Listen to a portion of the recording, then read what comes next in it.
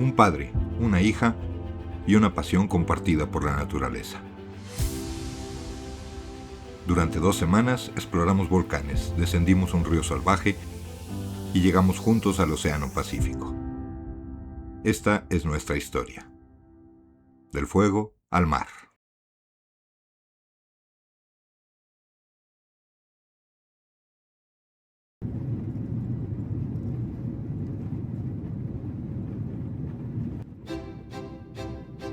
Fuimos invitados, mi hija Sofía y yo, a participar en un descenso del río Rogue, al sur de Oregón. Con ese pretexto, organizamos una travesía por algunos de los volcanes más representativos de la cadena de las Cascades. El primer vuelo nos llevó del Aeropuerto Internacional Benito Juárez de la Ciudad de México al aeropuerto de Dallas-Fort Worth. Con poco tiempo para el transbordo, usamos el tranvía para movernos entre las terminales. Un segundo vuelo nos permitió cruzar Estados Unidos de esquina a esquina para llegar a Portland, Oregón.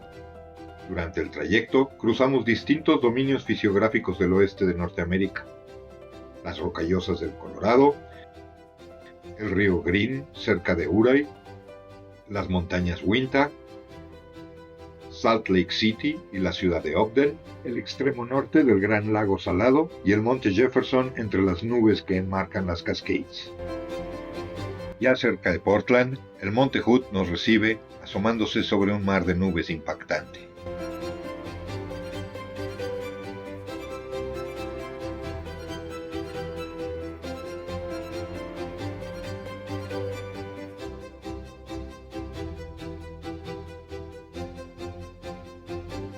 Cruzando el enorme río Columbia hacia Vancouver, Washington, donde realizaremos la primera parada científica, una visita al Cascades Volcano Observatory del Servicio Geológico de los Estados Unidos. En esta bodega se almacenan los instrumentos listos para desplegarse en cualquier volcán activo del mundo.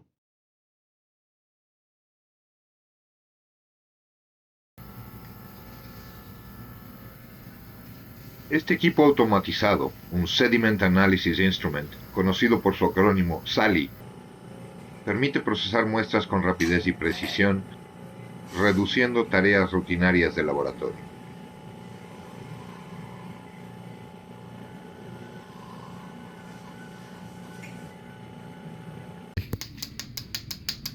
Un sismógrafo de muestra. Julie Griswold nos mostró que tienen desplegados los mapas que generamos cuando yo trabajaba en Senapred. Finalmente, nos mostraron los sistemas portátiles de monitoreo volcánico utilizados en despliegues de emergencia. El oeste de Oregón es un ejemplo clásico de una zona de subducción. La placa de Juan de Fuca está hundiéndose por debajo del continente, lo que ha ido construyendo el paisaje que vemos hoy. El subsuelo es un mosaico de fragmentos de corteza o terrenos que se fueron pegando uno tras otro a lo largo del tiempo. En el centro está el arco volcánico de las Cascades, con volcanes como el Hood y el St. Helens, mientras que al oeste, la cordillera costera marca el borde del prisma de acreción. En esta serie vamos a recorrer 4 volcanes de las Cascades. Después, cruzaremos las montañas Klamath, siguiendo el río Rogue, y finalmente llegaremos a la costa del Pacífico y la desembocadura del río Columbia. La idea es simple: seguir el agua, desde los volcanes hasta el mar. Empezamos con el monte Hood. Es el volcán más alto de Oregón, con 3.429 metros, y también uno de los más recientemente activos dentro de todo el arco de las Cascades.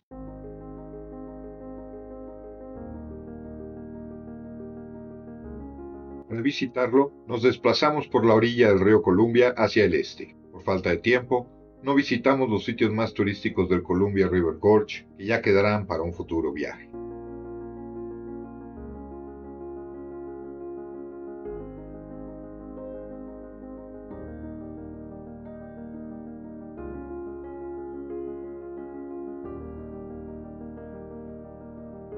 Cruzamos el río Columbia a la altura de Hood River. A la izquierda se ve el monte Hood y a la derecha el Columbia River Gorge.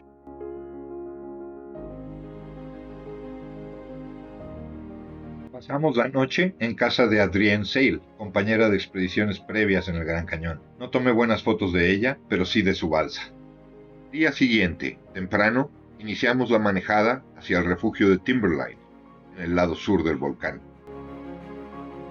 Paramos en un visitor center a comprar el pase de estacionamiento y aprovechamos para fotografiar el flanco noreste del volcán.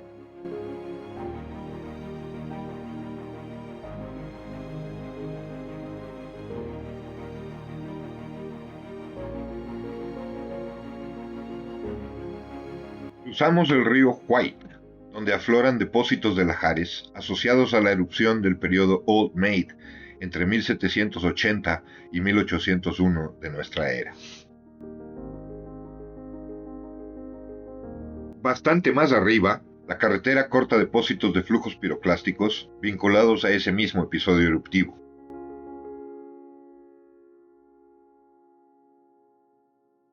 Al alcanzar la línea del bosque, el volcán desaparece entre nubes orográficas.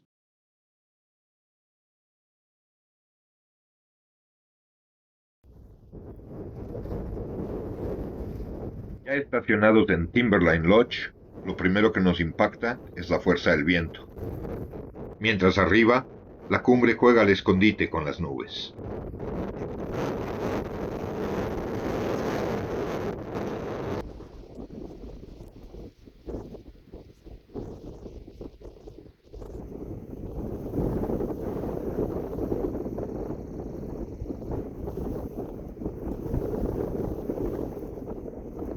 El inicio de la caminata es entre árboles, lo que protege algo del viento.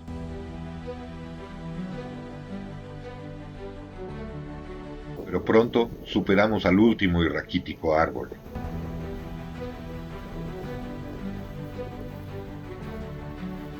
Todavía una cresta nos protege algunos metros.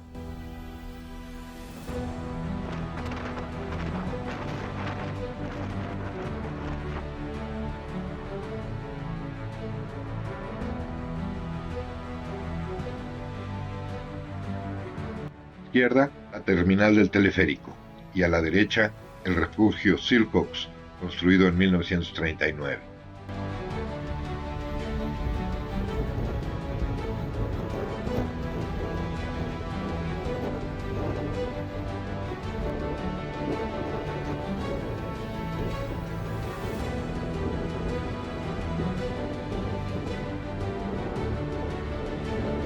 Alcanzamos el frente del antiguo glaciar Palmer, límite práctico del ascenso sin equipo técnico.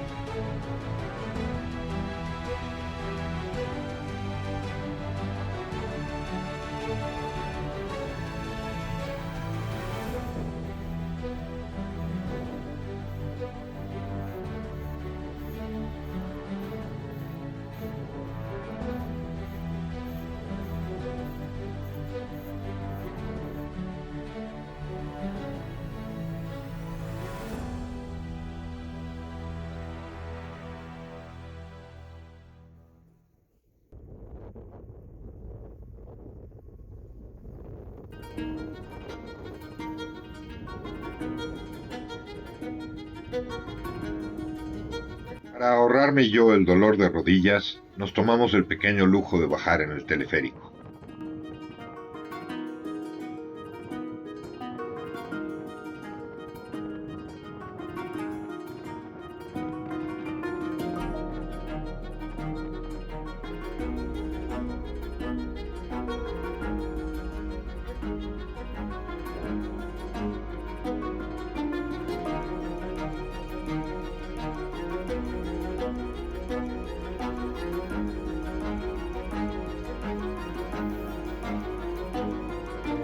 Claro que, al llegar abajo, el volcán se había despejado nuevamente.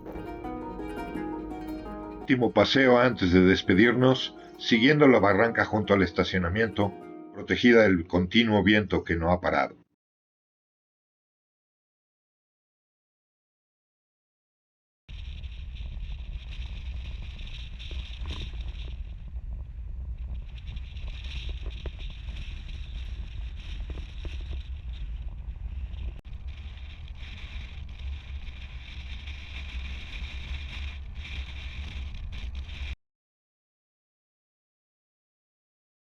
En el pueblo de Government Camp paramos a enviar algunas postales. Nos recomendaron visitar Trillium Lake.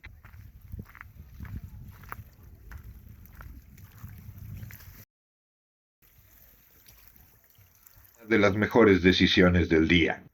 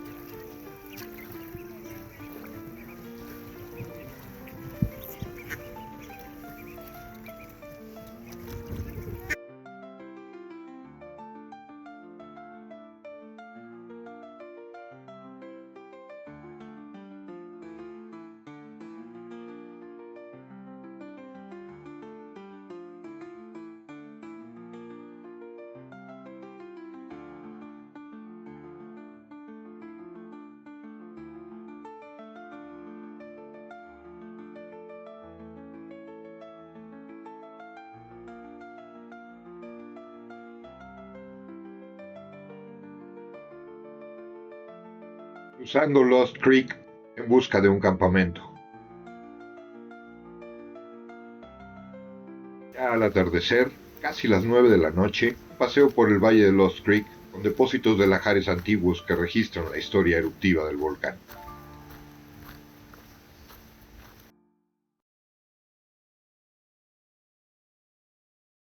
Nuestro viaje apenas comienza. Próximo episodio visitaremos la vertiente norte del monte St. Helens, el paisaje arrasado por la erupción de 1980. Caminaremos entre los restos de la explosión hasta llegar a Leavitt Falls, prácticamente al borde del cráter del volcán.